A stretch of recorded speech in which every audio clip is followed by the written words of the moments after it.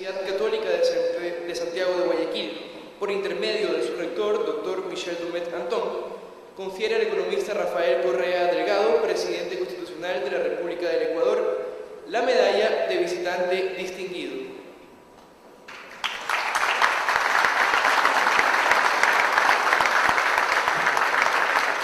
Esta condecoración se le entrega al presidente por su liderazgo y aporte al desarrollo de la ciencia, la tecnología, el arte y la cultura de nuestra patria, generando oportunidades y horizontes de esperanza para la construcción de una sociedad más justa e igualitaria sustentada en la gestión social del conocimiento. Señoras y señores, a nombre del comité organizador del Tercer Congreso Universidad, Desarrollo y Cooperación, tengo el honor de presentar al ponente principal del evento, Dr. Rafael Correa Delgado, presidente constitucional de la República del Ecuador, líder indiscutible y co-constructor de las transformaciones del sistema de educación superior, quien compartirá sus saberes y orientaciones en este escenario de reflexión, debate y participación de las universidades presentes.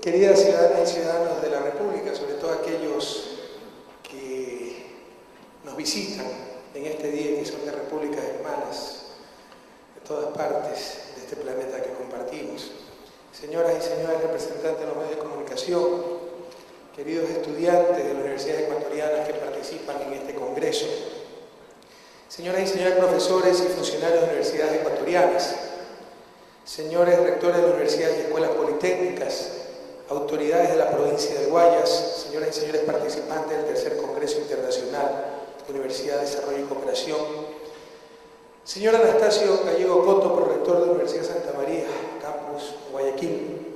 Le comentaba a Anastasio después de su intervención que eso lo puedo suscribir yo inmediatamente en todas sus palabras.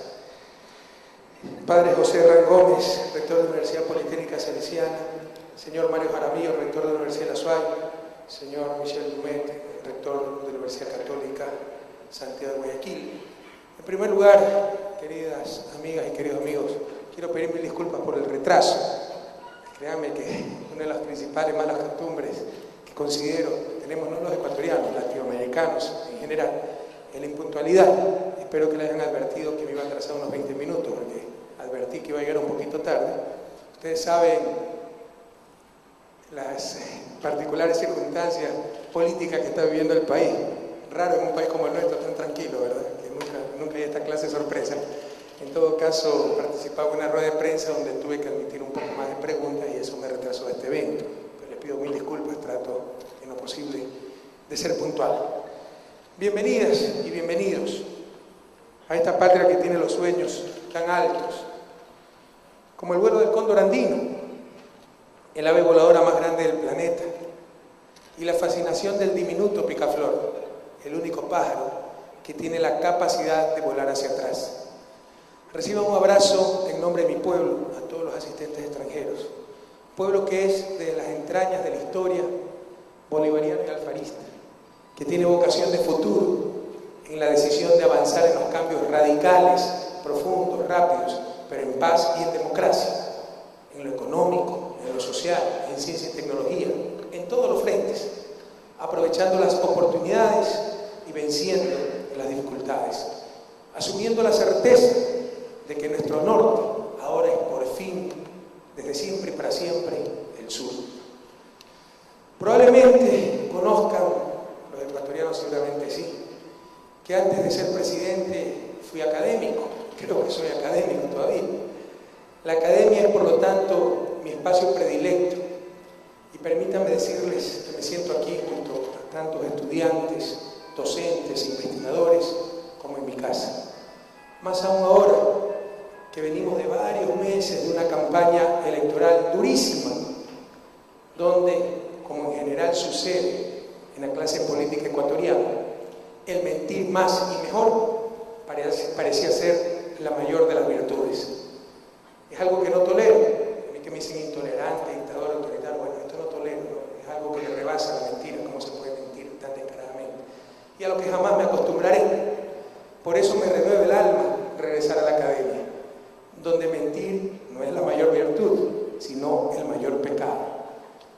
quiero expresar mi sincero agradecimiento por esta invitación para inaugurar el tercer Congreso Internacional Universidad, Desarrollo y Cooperación. En Ecuador y en gran parte de América Latina hemos sufrido una crisis del pensamiento propio. Por desgracia, nuestras supuestas élites tecnocráticas, pseudocientíficas, trataron de convencernos de que lo mejor era copiar las recetas, los dogmas y las directrices de los centros de poder, que representan, obviamente, claros intereses económicos y políticos que no son ni eran precisamente los nuestros. Se nos dijo que con aquello, copiar, teníamos suficiente. Lo prueba la obsecuencia en el acatamiento del, por ejemplo, llamado Consenso de Washington, vergonzoso consenso en el que no participamos los latinoamericanos, y aún así se lo conoce aquí como consenso, sin que haya participado ningún latinoamericano en el dichoso consenso. Casi podría decirse que les dolía pensar, y eso ha significado un enorme retroceso, un estancamiento. Ha significado, entre otros, que no tengamos todavía universidades que puedan influir en el gran debate mundial sobre lo que entendemos por desarrollo y cómo alcanzarlo. Nuestras universidades e institutos de investigación no han ejercido liderazgo ni han sido los grandes protagonistas en temas de política económica. Y los institutos de investigación muy rara vez han ideado propuestas de políticas públicas aplicables a nuestros países. Todas las nociones, los lugares comunes, las recetas económicas que hemos seguido para supuestamente alcanzar el desarrollo de nuestros países han provenido del pensamiento académico de otros países. Aprovechemos este gran cambio de época, no solo en Ecuador, en toda América Latina, para forjar un verdadero pensamiento en todas las ramas de las ciencias y de las humanidades, pensamiento propio. El poder penetrante invencible, que es el poder de las ideas y del conocimiento. El conocimiento, además de potenciar las capacidades de los individuos y volverlos seres más reflexivos, más felices y más sociables, no siempre más felices, ¿no? Pero John Stuart Mill, filósofo liberal para más señas, decía: prefiero ser un Sócrates triste a un idiota contento. Sin embargo, si aplicamos bien el conocimiento, nos puede servir para ser más felices. Será también la gran moneda de cambio, ese conocimiento del futuro de nuestro planeta. La sociedad del futuro, sin lugar a duda, es la sociedad del conocimiento. Sabemos que la universidad y la educación superior están ligadas al modelo de sociedad que queremos construir y al modelo de Estado que estamos transformando y democratizando. Es una pieza esencial, sin cuyo concurso no puede lograrse en el Ecuador una sociedad más justa, igualitaria y diversa, un Estado más participativo, plurinacional y democrático, y una economía más desmonopolizada, equitativa y eficiente. No podemos olvidar que la Universidad Ecuatoriana fue una de las mayores víctimas de la larga y triste noche neoliberal en nuestro país y en toda América. Víctima de políticas públicas absurdas que redujeron todo al mercado, decía Anastasio, creyendo que el mercado era el gran asignador de recursos, sometiendo las universidades y la sociedad a esa entelequia llamada mercado. Como economista es imposible negar ese fenómeno económico llamado mercado, pero una cosa es ser sociedad y economía con mercado, a ser sociedad y economía de mercado, donde se mercantiliza hasta la vida de las personas, ¿verdad? Las políticas absurdas que redujeron todo al mercado, víctima esa sociedad y ese Estado de una desregulación perversa que permitió la multiplicación de universidades de pésima calidad, la reproducción de una infinidad de cursos de grados y posgrados sin los mínimos estándares académicos y víctimas de prácticas rentistas y en algunos casos abiertamente mafiosas para nuestros visitantes extranjeros. Se ha llegado a extremos en nuestra universidad, que ahí sí nos ganamos el premio Nobel de la rama correspondiente, ¿verdad?, en buscar títulos raros. que aquí había una universidad que daba título ingeniero en cosmetría. Eso era estudiar un año cosmética, pero el título era ingeniero en cosmetría. Es un ejemplo de la situación en que encontramos a la Universidad Ecuatoriana. Dolorosamente, la respuesta de algunos sectores supuestamente de izquierda, aunque con frecuencia más afines a prácticas clientelares, corporativas y que lindaban lo ilegal, no supo estar nunca a la altura de las exigencias de la historia. Al contrario, su respuesta fue garrotera, indigna de llamarse universitaria, que en lugar de lanzar ideas, lanzaba piedras, que en lugar de bloquear mitos y cuestionar dogmas, bloqueaba calles y caminos. La izquierda torpe, del todo nada, la mejor aliada del status quo, y la derecha más retardataria, en el fondo, tan solo han buscado mantener sus privilegios, frecuentemente utilizando a la Universidad Ecuatoriana. De esa universidad ya estamos cansados. El país ya no tolera más esa caricatura de universidad, que fabrica pobres peones del sistema sin sentido crítico. En el Ecuador, los hombres y mujeres de la patria, de la Revolución Ciudadana, necesitamos con toda urgencia contar con nuevas universidades y nueva universidad que están llamadas y está llamada a ser los centros más elevados de producción intelectual. Necesitamos contar con universidades renovadas, con verdadero espíritu crítico hacia la sociedad y hacia ellas mismas, capaces de transformarse y transformar la realidad. Que sabemos no van a surgir estas universidades y esta nueva universidad por generación espontánea, ni como virtud decantada por la inercia del tiempo. Surgirán por voluntad expresa, por decisión política, por actos de valentía y honestidad a toda prueba, por el imperio de la razón, no por el imperio de los mitos, los dogmas, los catecismos o las fijaciones ideológicas. Debemos entonces conseguir la excelencia sin claudicaciones, sin contemplaciones. Sin excelencia académica no existe país que resista los embates del siglo que se nos viene, con su multiplicidad de retos, incluyendo el cambio climático. Prohibido olvidar que a nombre de la autonomía universitaria, ese concepto tan maltratado en todos los ámbitos, autonomía universitaria, autonomía de la justicia, autonomía de la seguridad social, no olvidar que a nombre de la autonomía universitaria se produjo una completa desconexión y una irresponsable independencia de estos centros de saber respecto a los problemas nacionales.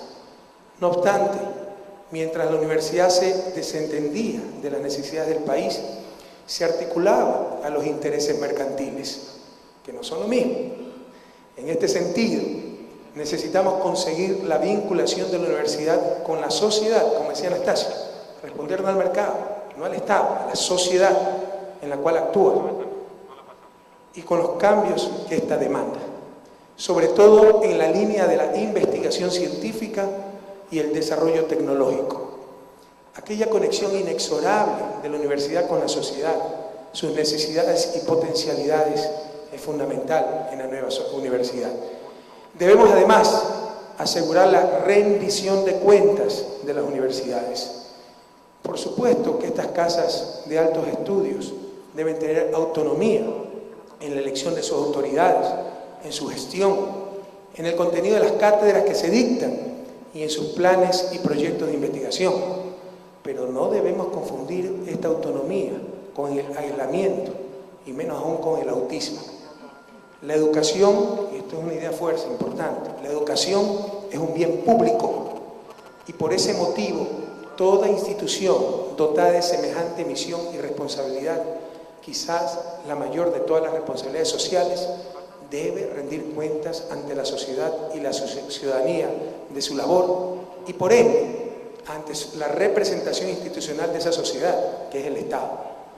Más aún, la autonomía universitaria, la libertad de cátedra, el cogobierno y otras conquistas del movimiento reformista de Córdoba de inicios del siglo XX fueron utilizados como excusa para justificar la instrumentalización de la sociedad como espacio de dominio y control político clientelar de un partido político y movimiento. La universidad, convertida en bastión partidista, perdió contacto con las demandas reales de la sociedad, del aparato productivo, con las necesidades del desarrollo tecnológico, etc. Con el auge neoliberal se dieron las condiciones ideales para el surgimiento explosivo de universidades privadas, entre comillas muchas veces, de empresas de lucro de muy dudosa solidez académica, o muchas de ellas de empresas sin fines de lucro, pero que en realidad eran de lucro sin fin, o sin fines confesables, ¿verdad? Merecedoras del calificativo de universidades de garaje.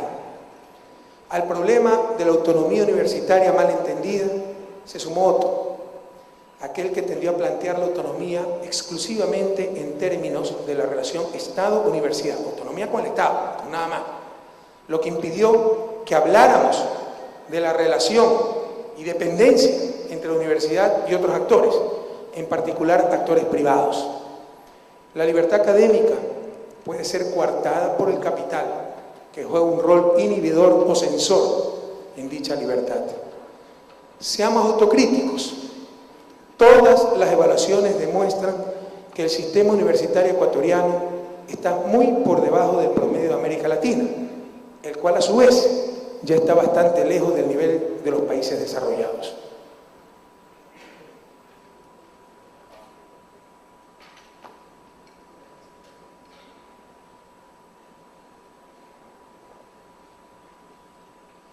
En estos momentos, esto es un dato importante, por habitante, Ecuador está invirtiendo más que Perú, más que Uruguay, que tiene excelente universidad, en su sistema de educación superior.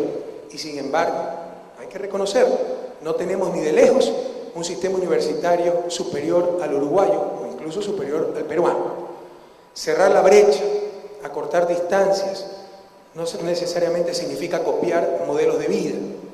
En este gobierno hemos puesto en tela de duda los paradigmas de progreso y desarrollo que dominaron por siglos bajo el capitalismo y permanecieron intocados incluso por el socialismo tradicional. Ese fue uno de los grandes errores del socialismo tradicional, ¿verdad? No disputó la idea de desarrollo, era lo mismo. Modernización, industrialización, consumo en masa, solo proponía una manera más rápida y supuestamente más justa de llegar al mismo fin. Ahora estamos incluso cuestionando esa noción de desarrollo occidental. Hemos hablado del buen vivir, del summa causale, de una manera diferente de entender nuestro desarrollo, con énfasis en la felicidad, el convivir social, más allá de consideraciones netamente materiales o del poder de consumo. No buscamos entonces reproducir paradigmas, lejos de aquello, pero eso no implica rechazar todo con infantilismo irresponsable, ni puede significar que nos rehusemos a tener de referencia a las mejores universidades del mundo. Ustedes saben que soy un crítico de la globalización, me referiré a eso más adelante, pero en cuestiones de excelencia, creo en la globalización. Seamos globalizados para compararnos con los mejores. No podemos cerrarnos al conocimiento global. Debemos cultivar lo nuestro, a la par que aprendemos de experiencias y conocimientos internacionales, en un fino equilibrio entre apertura, visión internacionalista, pensamiento propio, soberano, para aspirar a lo más alto, un sistema de educación superior que puede estar entre los mejores del mundo. Siempre he creído firmemente en el poder transformador de la universidad, a más del poder y papel importantísimo que juega la docencia de calidad para la formación de los profesionales del futuro, por el rol vital que tiene la investigación, sobre todo cuando la investigación permite dar los saltos paradigmáticos que tanto necesitamos. La universidad es fundamental para el desarrollo, docencia e investigación.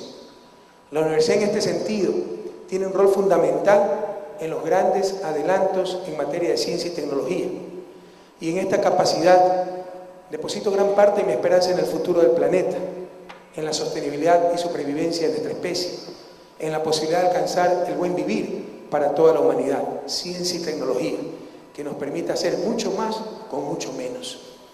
Necesitamos acelerar los pasos, los procesos, para caminar con nuestros propios pies.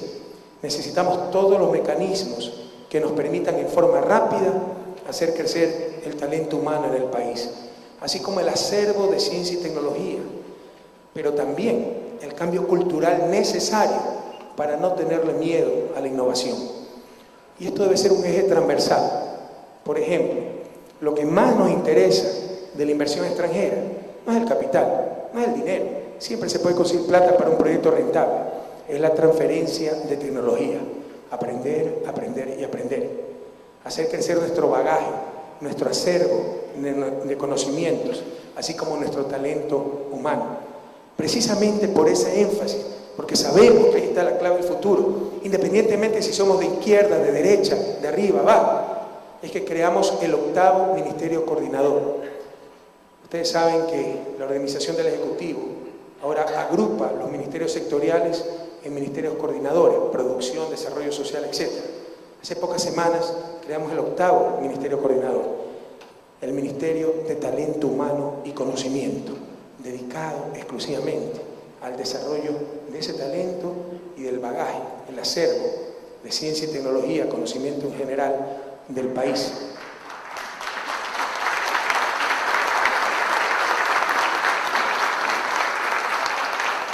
Ese ministerio agrupa, entre otros, el Ministerio de Educación y, por supuesto, la Secretaría de Educación Superior, Ciencia y Tecnología.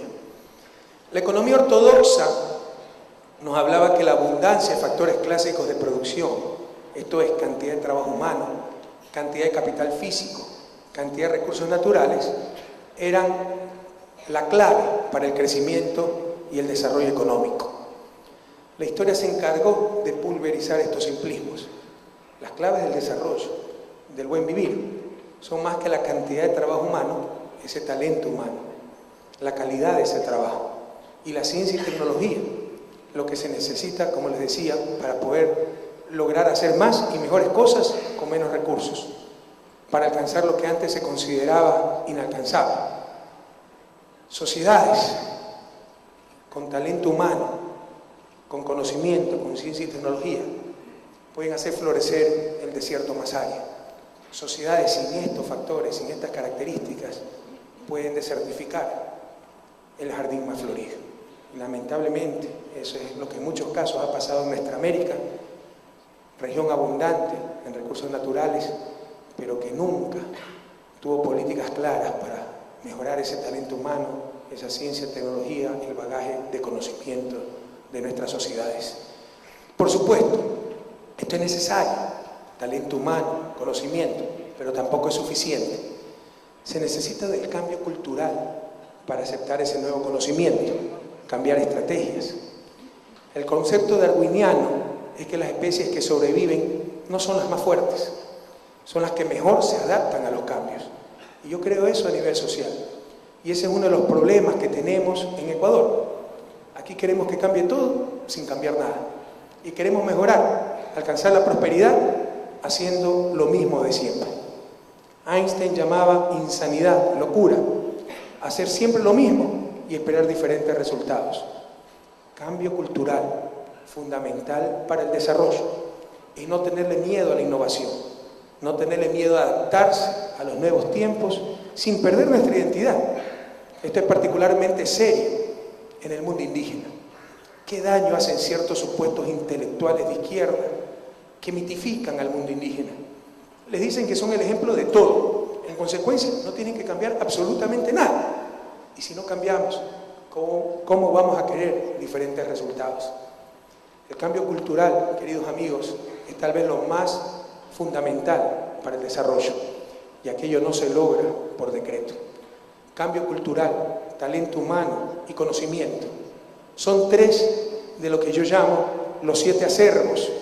No me gusta la palabra capital, sobre todo para referirse a seres humanos. Algunas veces se habla del capital humano de un país, ¿verdad? Como que si el ser humano fuera un instrumento más de producción, cuando es el fin mismo de la producción. Pero ese acervo cultural, talento humano, acervo en conocimiento, son 3 de lo que yo llamo los 7 acervos necesarios para el desarrollo. Y se los digo en orden de importancia. El acervo cultural, cultura, entendida como el conjunto de ideas, creencias, visiones y valores transmitidos socialmente. Talento humano, ciencia y tecnología, es decir, conocimiento. Acervo social, es decir, tener un proyecto nacional, así tengamos un gran talento humano, así tengamos mucho conocimiento, así tengamos capacidad de innovación, si cada uno tiene su proyecto individual y ala para diferentes lados, la sociedad se inmoviliza. Se requiere de un proyecto nacional, sociedades motivadas, cohesionadas, con una visión del futuro, que podamos tener diferencias, pero en un margen de acción, con visión nacional, insisto, no despedazando al país. Acervo institucional, esas reglas de juego que organizan, ordenan a una sociedad, que si son malas pueden impedir el desarrollo, el igualitarismo a ultranza, el individualismo a ultranza, por ejemplo. Creo que toda persona tiene derechos fundamentales que tienen que ser atendidos por el Estado, pero de ahí a considerar que independientemente del esfuerzo, capacidad, etcétera, todos debemos vivir en igualdad de condiciones es un absurdo. Siempre hay que premiar el esfuerzo, siempre hay que premiar la excelencia, y eso es parte del marco institucional de un país. Y ese acervo institucional, ese capital institucional, como quieran llamarlo, también es necesario para el desarrollo. Una sociedad así tenga capital cultural, talento humano, conocimiento, con malas instituciones, puede inmovilizarse, incluso si tenga un proyecto nacional bien definido. Acervo de capital físico y acervo de recursos naturales. Como ustedes verán, de estos 7 acervos, repito, cultural, talento humano, conocimiento, social, proyecto nacional, institucional, físico y natural, los 3 acervos más importantes, cultural, talento humano, conocimiento, en esos 3 más importantes para el desarrollo, juega un rol fundamental la universidad. La cultura y las reglas de juego informales que esto implica. Hay reglas de juego formales, el marco institucional. Regla de juego formal es cuando hay una roja, tengo que parar el carro. Pero si la cultura me dice, yo soy sabido, y cuando hay una roja tengo que pasármela nomás, de poco sirve el marco formal. Vencen las instituciones, las ideas informales, ¿verdad? Y eso nos lo da la cultura. Esa cultura, las reglas de juego informales que esto implica, pueden servir para reforzar las instituciones formales que proveen desarrollo y progreso, o incluso suplir la inexistencia de adecuadas reglas formales. Con culturas, valores culturales que provean progreso, que provean justicia, incluso con debilidad de instituciones formales, se puede avanzar. Lamentablemente lo contrario también es cierto. También ciertos antivalores culturales pueden anular, como en el ejemplo que les di, las instituciones formales necesarias para el avance social y económico, y prevalecer como mecanismos de retraso y subdesarrollo. En este sentido, algunos de los antivalores de la cultura latinoamericana que constituyen poderosos obstáculos para que funcionen las instituciones formales y en particular la democracia y el Estado de Derecho son, entre otros, la cultura de la trampa, un inexplicable deseo de romper las reglas de juego formalmente establecidas, pasarme la roja porque soy más sabido, donde el que lo hace más y de mejor forma no es el más sinvergüenza, sino tan solo el más sabido, con lo cual se destruye toda capacidad de organización. Un ejemplo de aquello es la generalizada evasión de impuestos, muchas veces convertida en deporte nacional en América Latina. Otro antivalor es la cultura del poder, donde las acciones se dan en función no de los derechos y obligaciones establecidos por las reglas formales, sino por la conveniencia del coyunturalmente más poderoso. Eso lo podemos ver en el tránsito fácilmente. Que tiene que parar no es el que tiene el disco del pare, sino el carro más pequeño, ¿verdad? Y por supuesto el peatón siempre tiene que parar cuando viene un carro, cuando la ley de tránsito dice que tiene preferencia el peatón. Son los pequeños grandes detalles que demuestran algunos antivalores de la cultura de ese país. Ahí tenemos, como ejemplo de esto también, a los medios de comunicación, que han transformado nuestros estados de estados de derecho a estados de opinión. El poder sin límites, el poder sin contrabalance.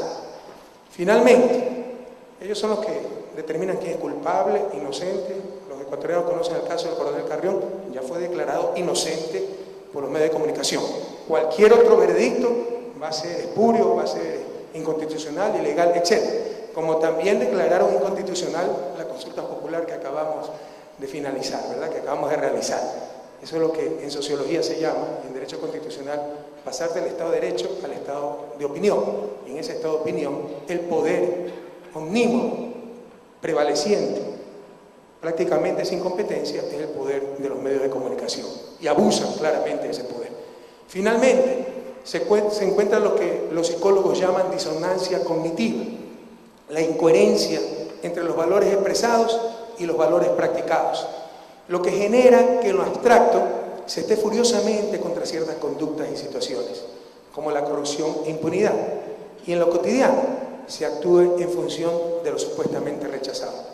Siempre recuerdo cómo se maltrató esta señora que fue ministra de Educación, Sandra Correa, hace algunos años, y se le sacó que hasta su tesis era copiada, y los estudiantes de la Universidad Central hacían mofa de ella, le pusieron la fotocopiadora Correa, inauguraron una calle con su nombre, fotocopiadora Correa, y se mofaban en las calles de ella.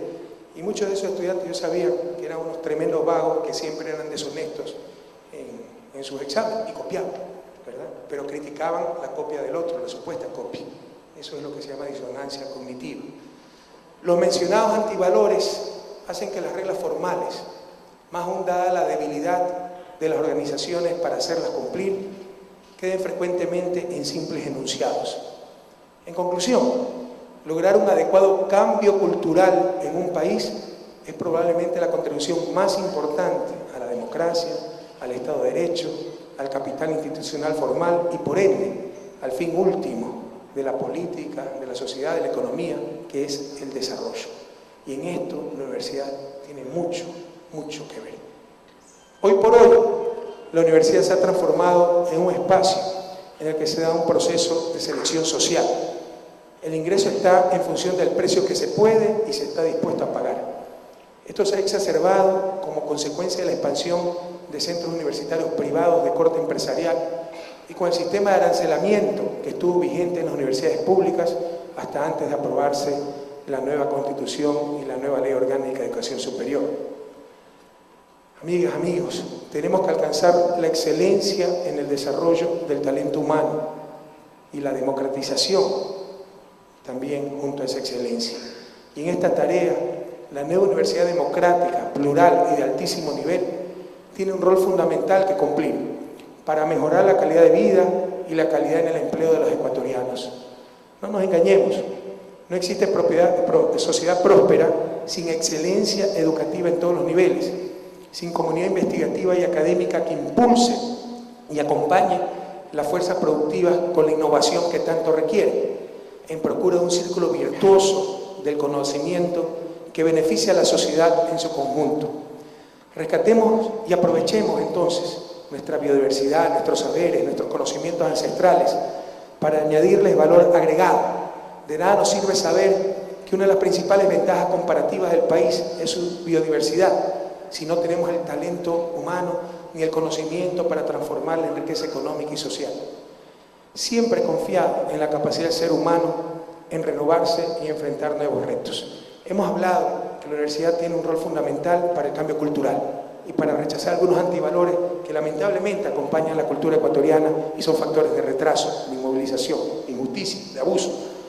Hemos hablado que la universidad tiene un rol fundamental en la acumulación de talento humano y, por supuesto, tiene un rol fundamental en la acumulación y difusión del conocimiento.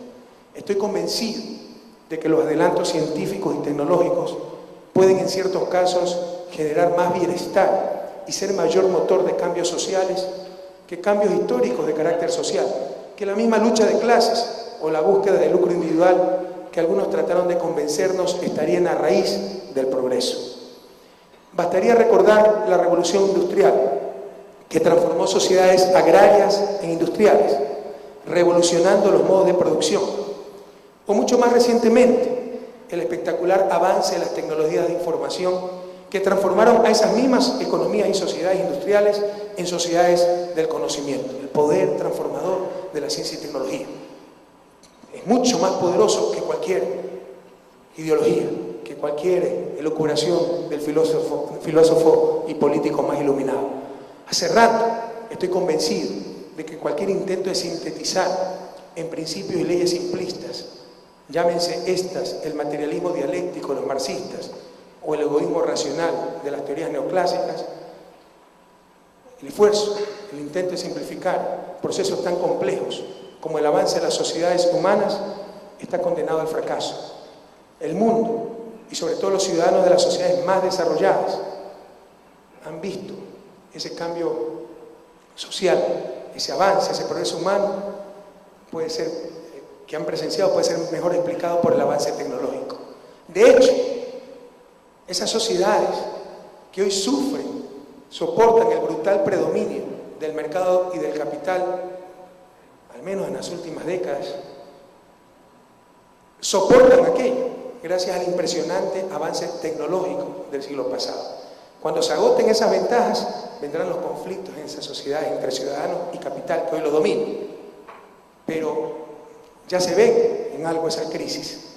Sin embargo, es necesario reconocer que sobre todo después de la posguerra del siglo pasado, el avance tecnológico fue de tal magnitud que han gozado de muchos mejores niveles de vida sin darse cuenta del sometimiento que tienen al capital y al mercado.